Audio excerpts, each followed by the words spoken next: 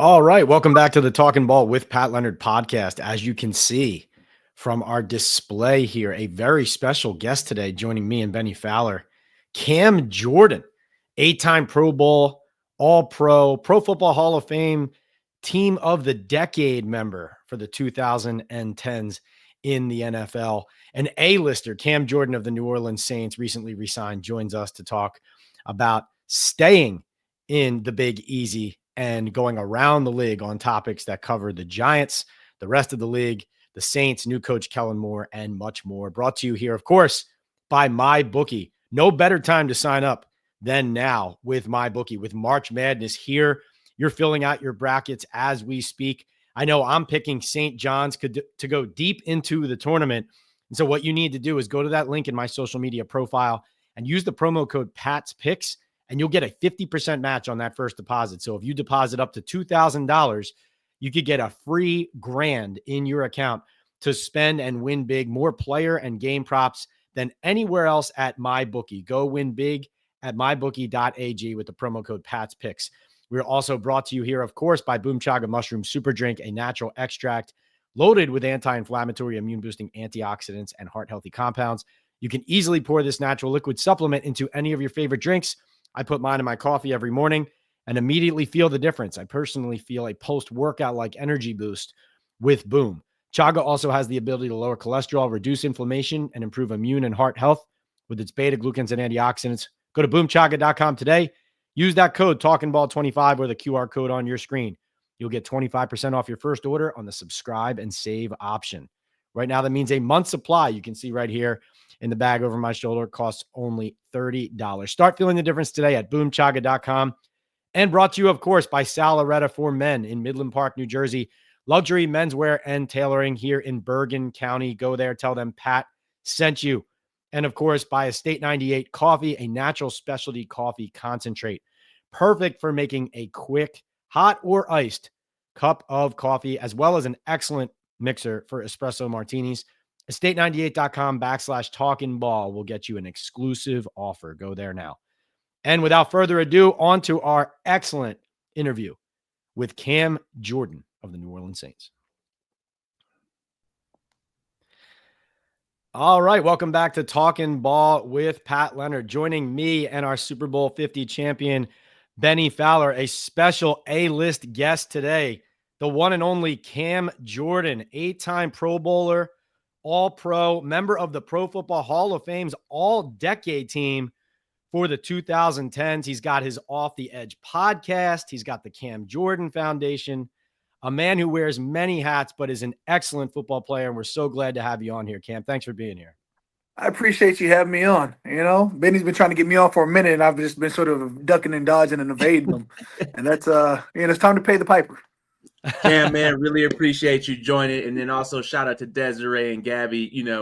They're mutual friends of ours. Cam and I got to actually spend time in Italy last summer and attend their wedding. They're very good friends, incredible stylists out of Atlanta and New York. So shout out to them for putting us together and helping our friendship. And Cam was a teammate in 2020. And as you see, Pat, he's all about the vibes. There's nothing but positive energy, like every second of the day with Cam. I can see that. You got to be uplifted, man. Look, we all can't be Jameis, but we can be something like Jameis. I like to consider myself the ultimate teammate until I met Jameis Winston. And now I'm just like a really good teammate. I had to level myself out. I want to just be like Benny, like Benny's just happy no matter where he goes. I haven't seen Benny have a bad day yet. Hey, man. Well, I mean, any day above ground is a great day. So, Cam, man, really appreciate it. We know you're in the facility right now. And I just, before the pod started, I said there's nobody in the NFL right now who does more prehab, as you say. Absolutely. Than you're always getting treatment, bro. Before practice, I saw you getting treatment when we were teammates. After practice, needles, cups. Talk a little bit about what it takes to get into year 15. Man, I don't know. A lot of luck, a lot of God-given talent and ability and blessings. I mean, with every opportunity, there's always going to be a chance that you could take advantage, and you have to take advantage of every opportunity. So, I mean, with prehab, I swear, like, I didn't take care of my body at all till like year 7. Like I maybe got a massage every now and again. Like I didn't do. I was like, I'm just gonna work hard. I'm gonna outwork everybody. I'm gonna wake up and do it again. And like that was mentality, And somewhere around like year 7, year 8, I was like, I've had back surgery. I've had some other surgeries. I was like, I should be doing more. And while I'm watching around, like looking around the league, and everybody's got like their guys that they fly in or their guys that they go to. They got like this patent, this structure. I was like, I got to start creating some structure in my life. I don't hit hot tubs. I just go to practice and freak it. Like I wake up in the morning. I'm like, all right, it's time to go hit somebody. But somewhere in there, like the year 10, I started getting the hot tubs. Year 7, I started getting massages. And then it sort of just started tumbling. It was like, all right, well, what else can I get into? Cups. Okay. What about needles? What about acupuncture? Okay, not acupuncture, but I like dry needles. Like Yeah. it just depends on who you are, how your body responds, and what you feel good. So like you sort of figure out like if you are getting a massage, it's got to be like on a Tuesday or Wednesday so you can have the full effects by Friday. If you're getting dry needles, it's getting them Friday so you can feel good by Sunday because I get needle sore for a day. Like it's knowing your body. It's going to a chiropractor and finding a great chiropractor, not a good one, the one that you can go consistently, understands your body. It's a lot like your girlfriend that turns into your wife, somebody who understands you, your temperaments, and knows how to deal with you. Not every woman is meant for every man, and not every man is meant for every woman. But when you have good synergy, you've got a great rapport. You can start building something, and that's what it is with the chiropractor and or prehab. You got to start understanding your body, understanding your mentality, what irritates you, what makes you feel good, what helps you elevate your play. Love that, man. Love that. How much of what you do now in your routine and the way you go about your business did you learn from Drew? Because obviously Drew played there for 20 years or however many years. And you guys were teammates for a very long time, pretty much your whole career there. You guys were teammates. So how much of that did you learn from him? And then what little small things did you take from him? Man, Drew, shout out to Bo Lowry. Like I used to come in Oh, after practice to try, yeah. I used to try and get something done, and Bo Dean would be out there, Bodacious would be like, look, man, Drew's coming in about 5 minutes. So if you need something, like you gotta hurry up. And I was like, man, I used to be like, man, I don't need nothing then. And then I was like, man, he's always working though. Like I should probably start doing something.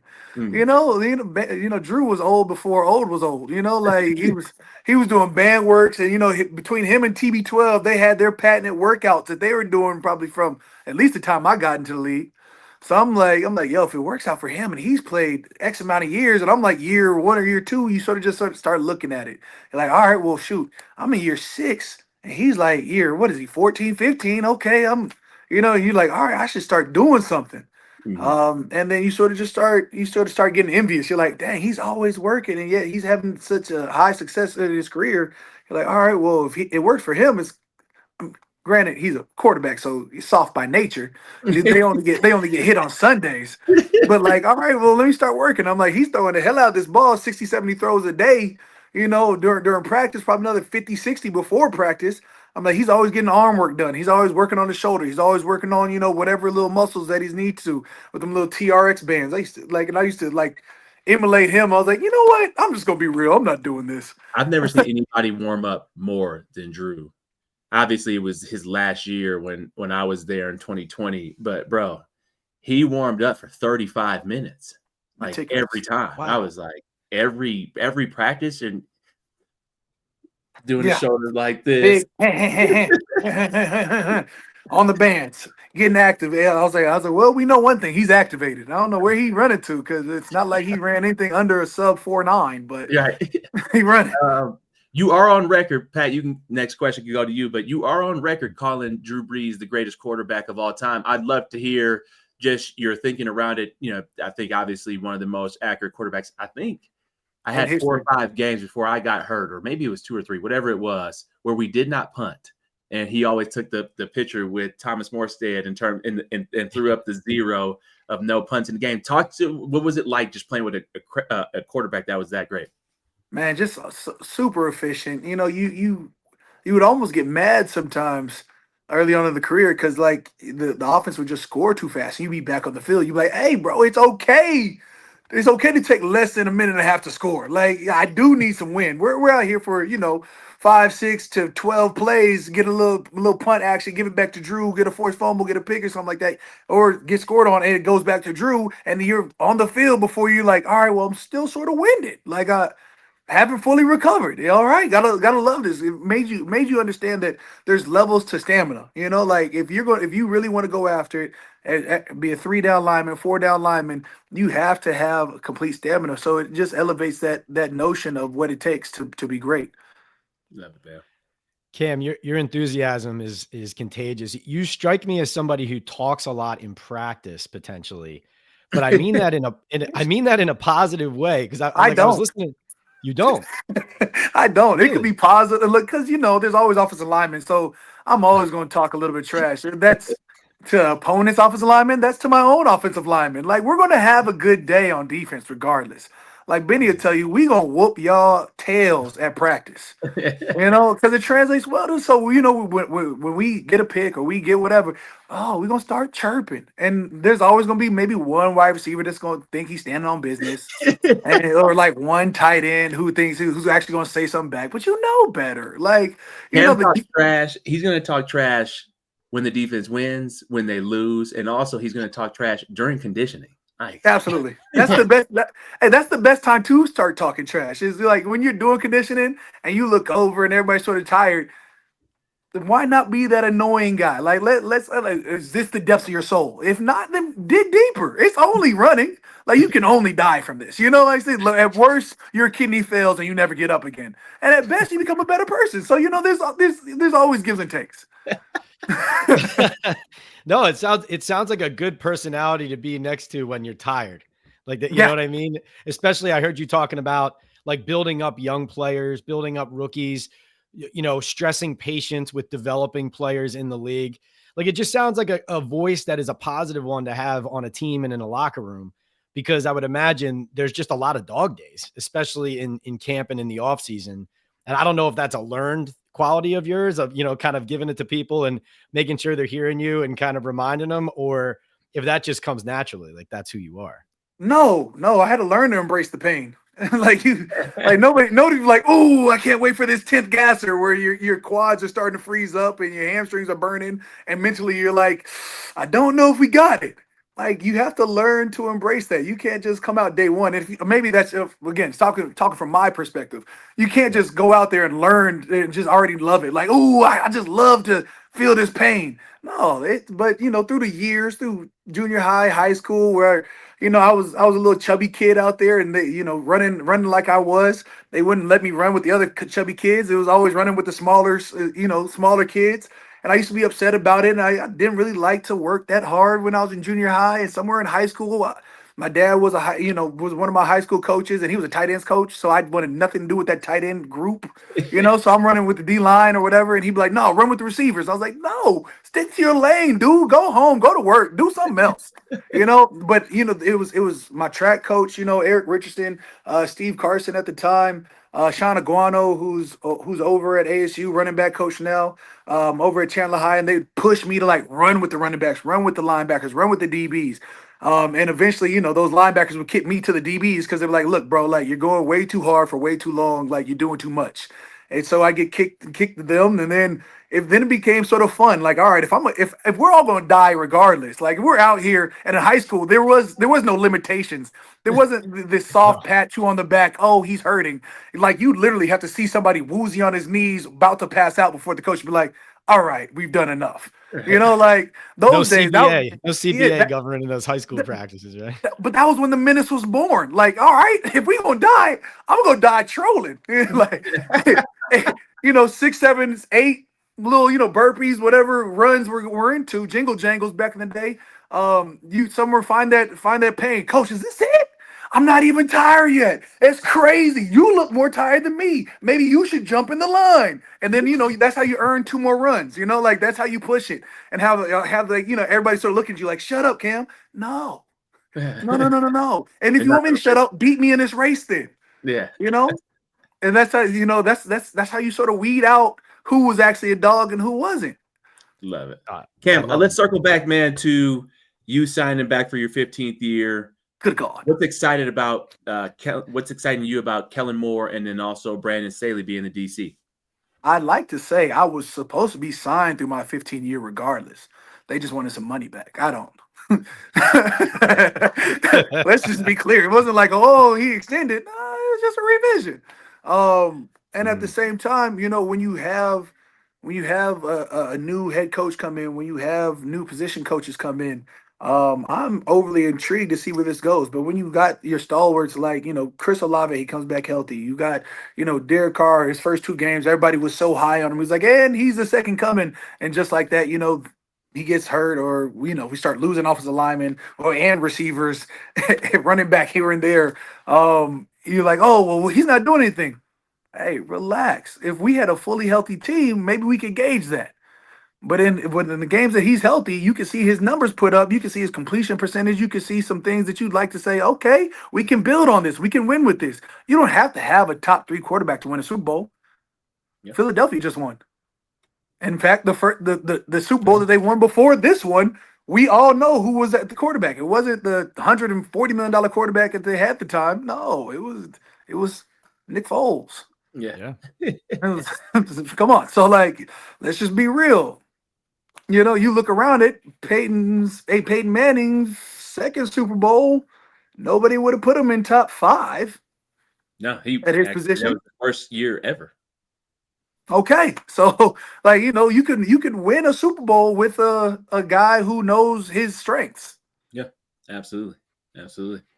Cam, why did it mean so much to you to, like, as you said, I think on your pod that Cleveland had called, you said you hate playing in cold weather, but you said basically that not only do you want to win, but you want to win in the black and gold.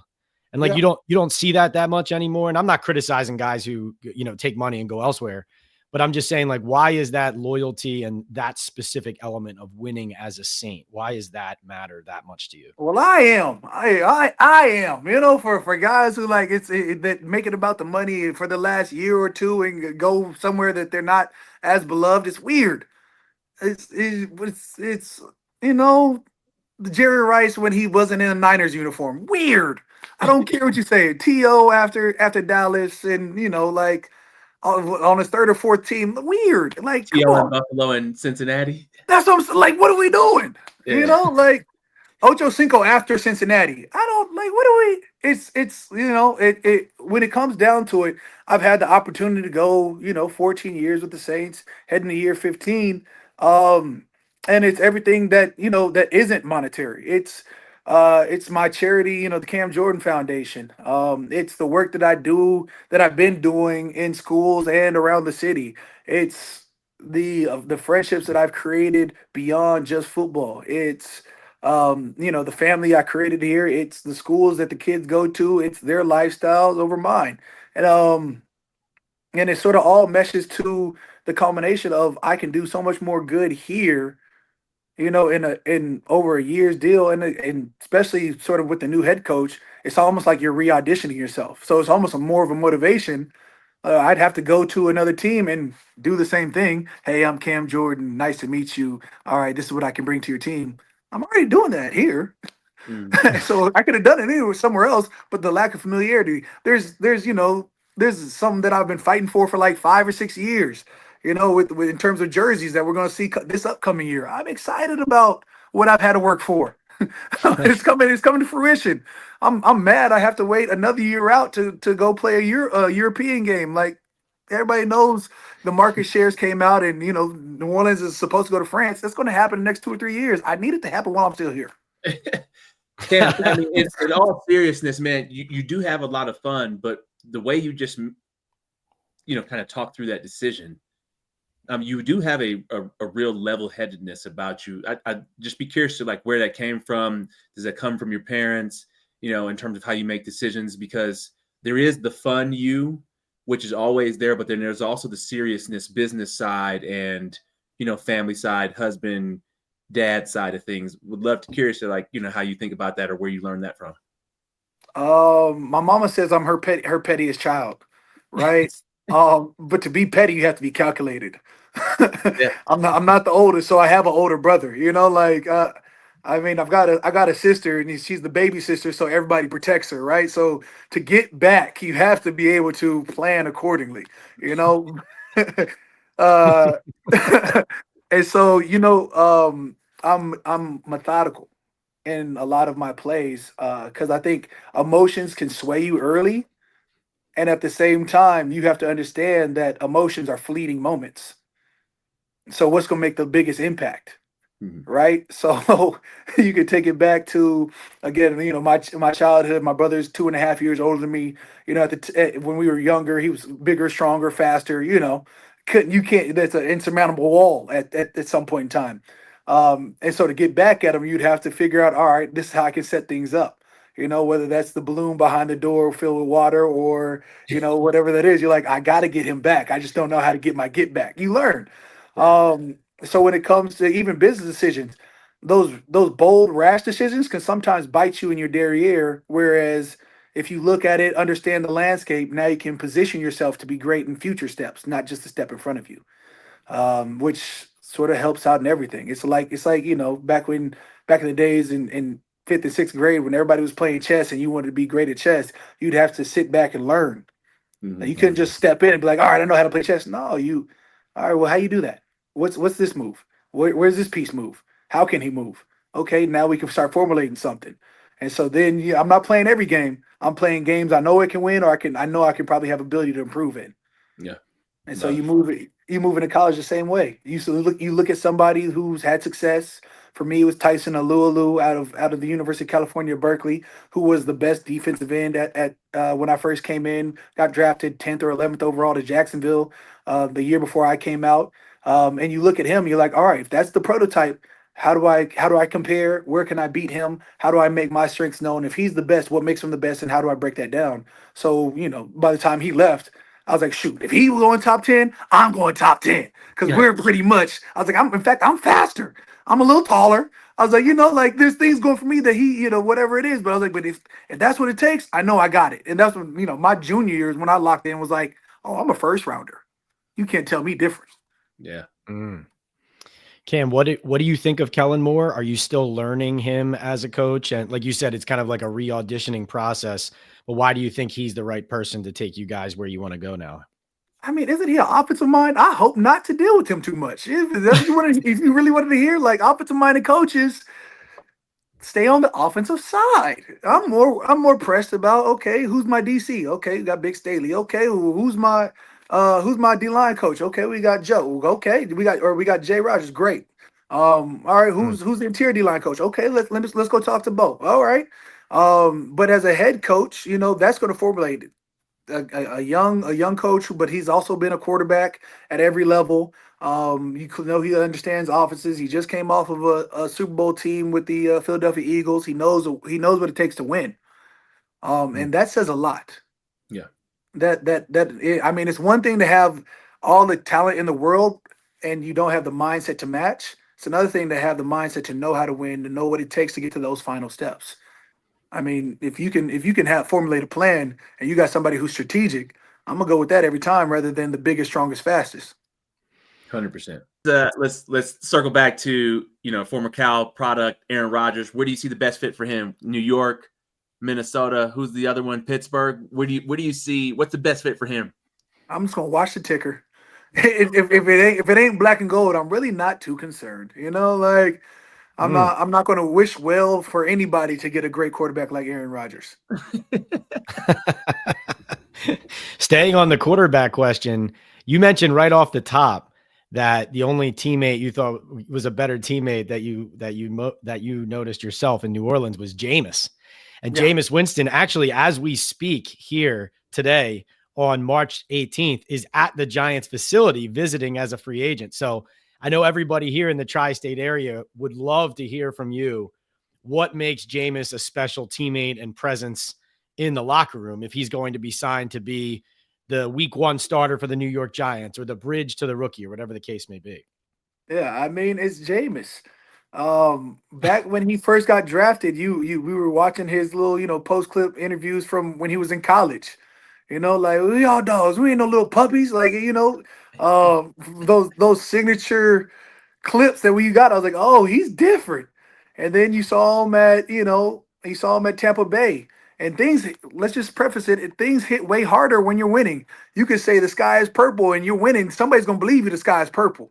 You know, while you're losing, you be like, look, the sky is blue. They're like, shut up, man. It's really teal. You don't know your colors. You know, like when you're winning, things are amplified positively. And when you're losing, things are amplified just not in the motion that you wish they were. You know, like everything becomes a bigger problem. Everything becomes, you know, whether it's your receiver who's not talking to you, but you guys are 7-0, everybody's like, oh, they'll be fine. They'll figure it out. But that same receiver not talking to you and you guys are 0-2.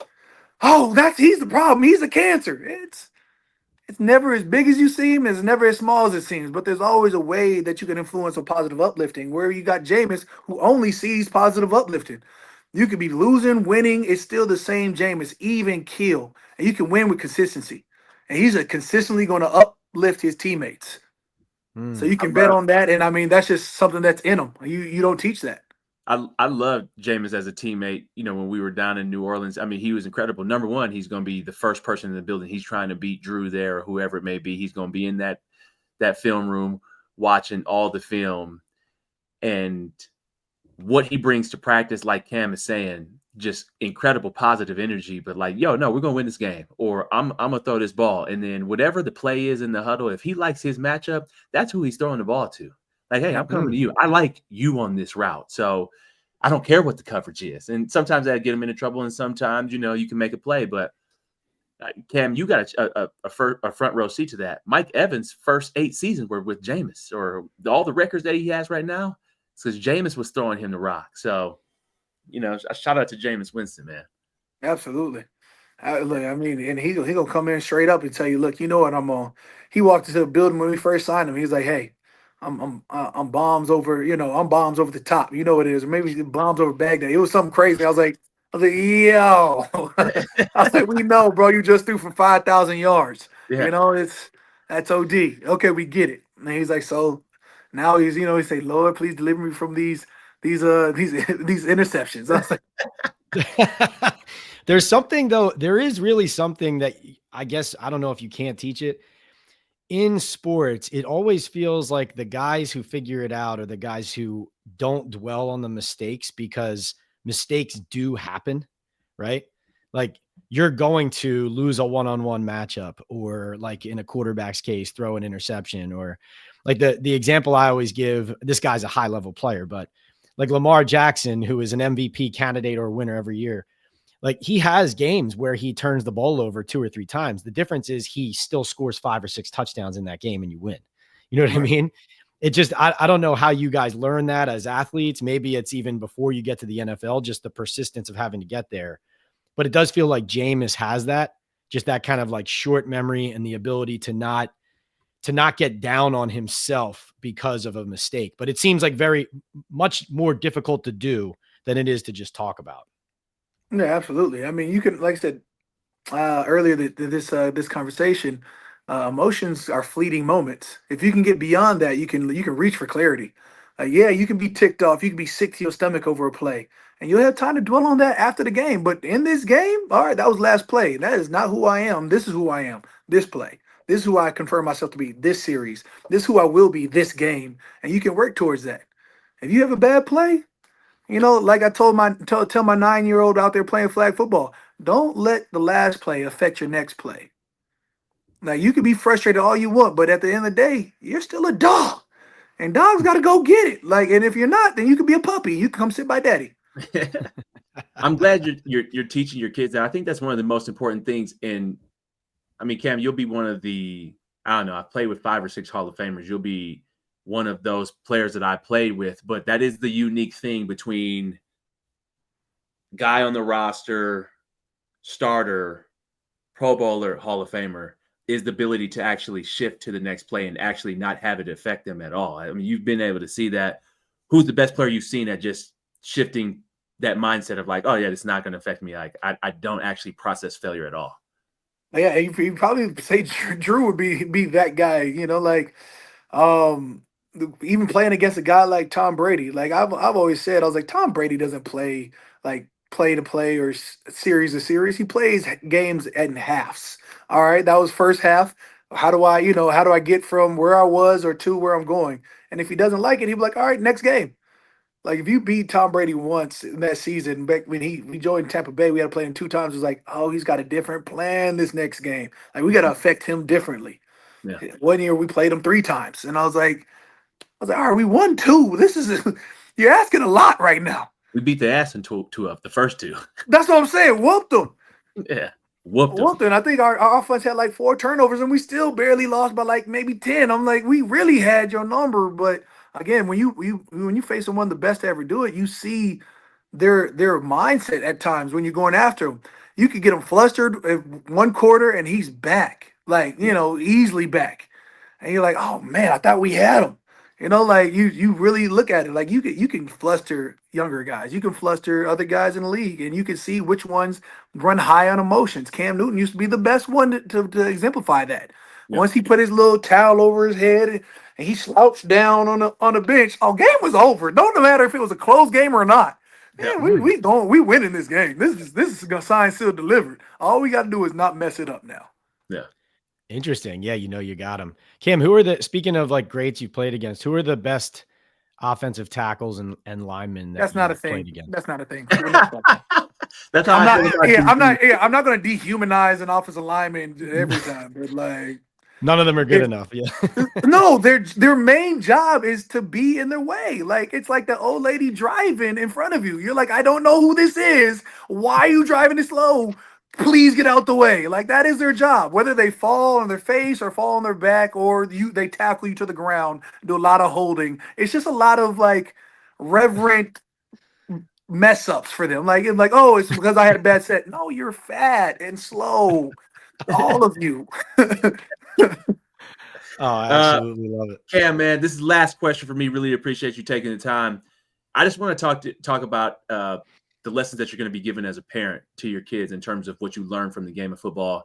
Just talk to me about how you're instilling that on a day-to-day basis with the kids. Man, I learned humility more through my kids than I think in any facet of life.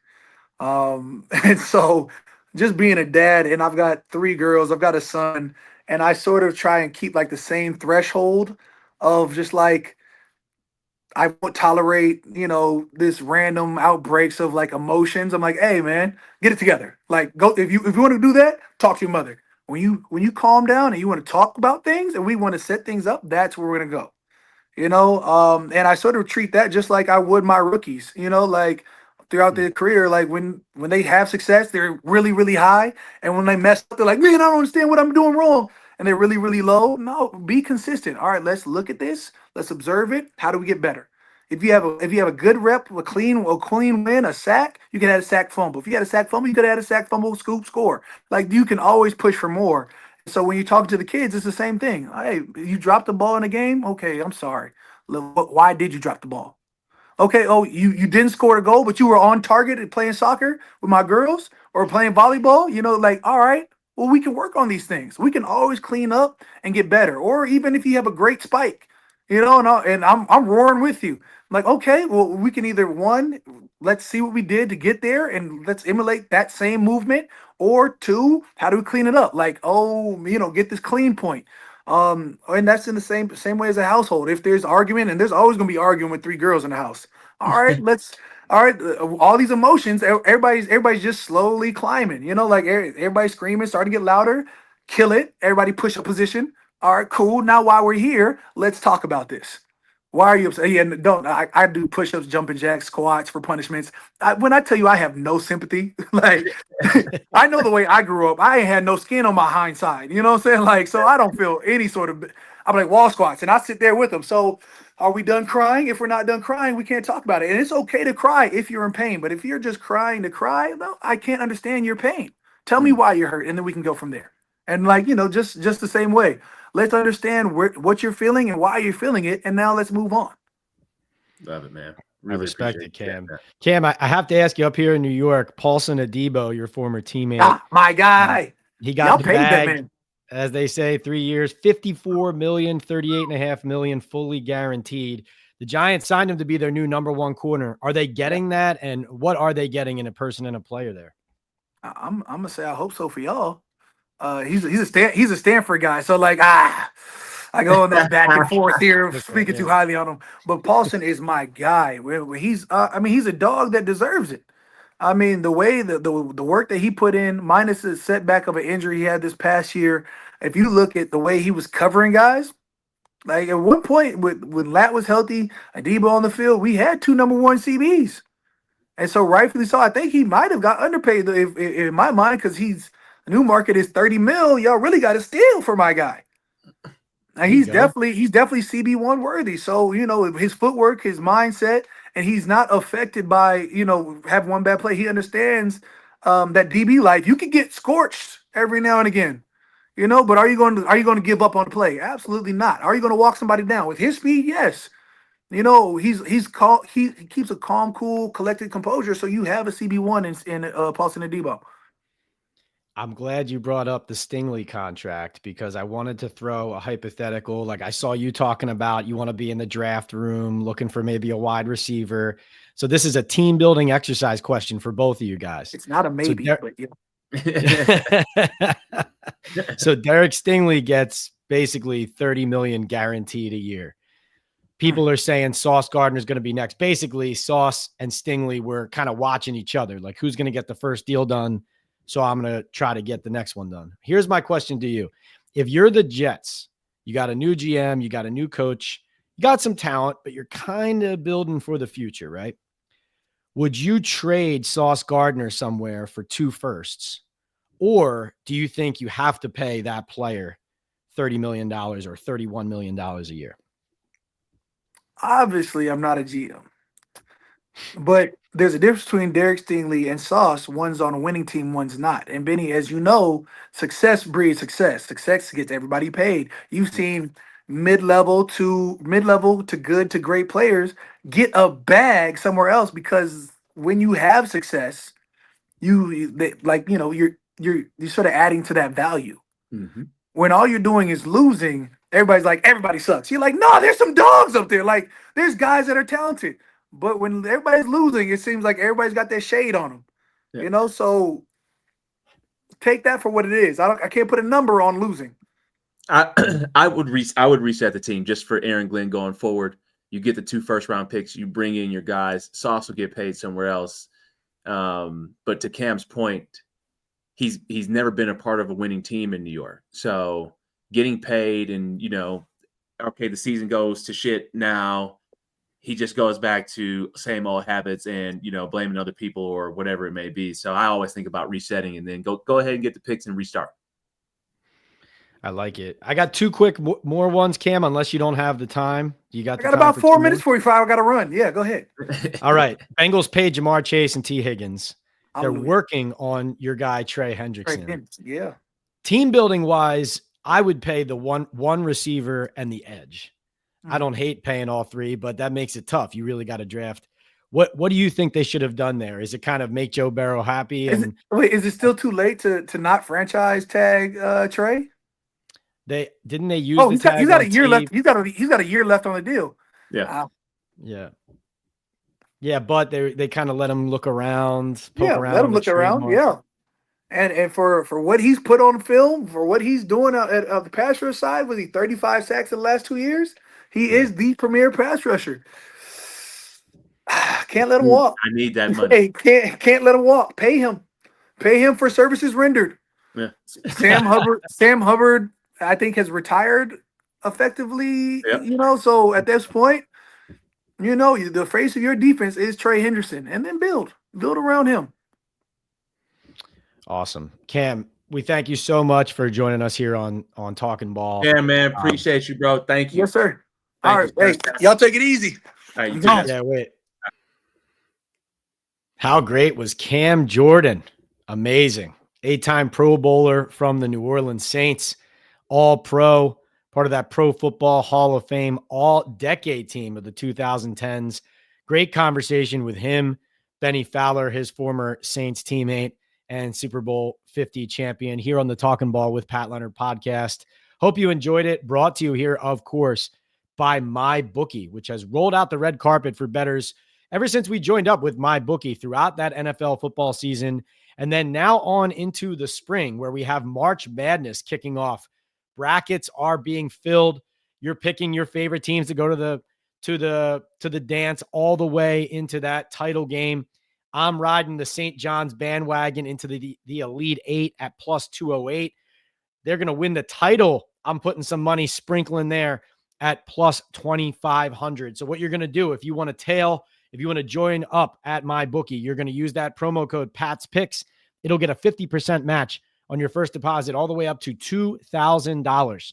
So go to the link in any of my social media profiles, use that Pat's Picks promo code, and get in on the action today. There's bracket parlay boosts. You have a bracket contest and sweepstakes on my bookie.